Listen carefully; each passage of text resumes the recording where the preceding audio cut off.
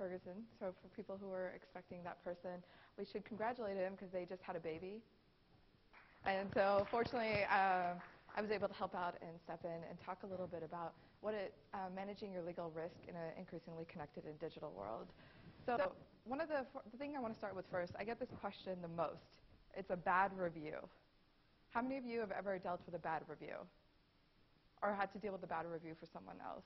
On Yelp, online, a reputation, all these things. So all these companies that are out there are trying to give you advice on how to deal with bad reviews, what you should do, can you sue? I probably get one call every single month or two calls every single month from some business owner that wants to file a defamation lawsuit against some customer or some ex-employee for what they said online. And the point of a review is the ability to have an opinion about something.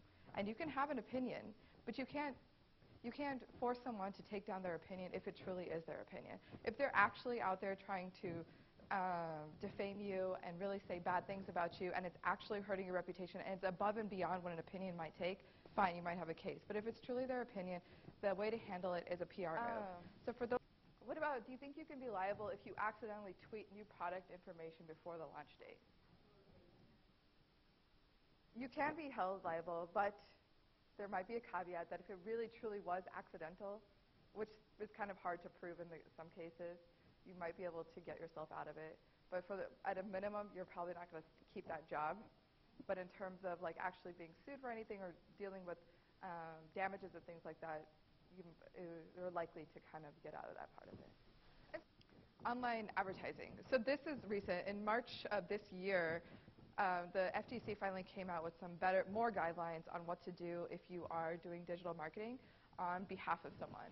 So the first step is to be truthful and not misleading. The second is to disclose relationships, if any, and they have to be clear and conspicuous. So if you're a blogger and you receive a product to review, you need to say, I received this product to review. If you work for a company that's selling products and you go onto Amazon and you review that product, you need to say, I'm an employee of that company.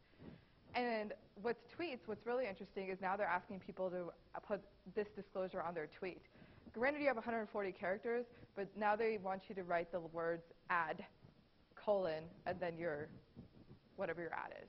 Or put a link, an explicit link to the disclosure where later it says, we are affiliated with this company in some way. So if you any other questions? All right, well, thank you.